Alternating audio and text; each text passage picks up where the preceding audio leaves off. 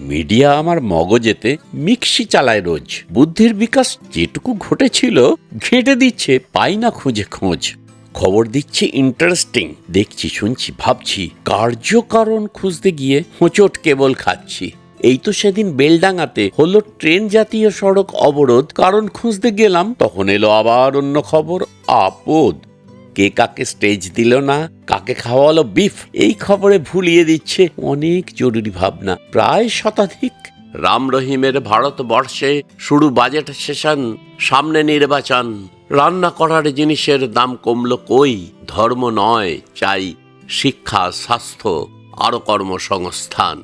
আজ নিজেকে তুমি প্রশ্ন করো, যাচিয়ে দেখো একবার, কোন খবরকে করতে খাবার, কে ঢালছে কালো টাকা দেদার? কোন খবরটা প্রায়োরিটি রাখতে হবে মনে, ঠিক করবে সেটা তুমি। মিডিয়া থাকুক তোমার শাসনে।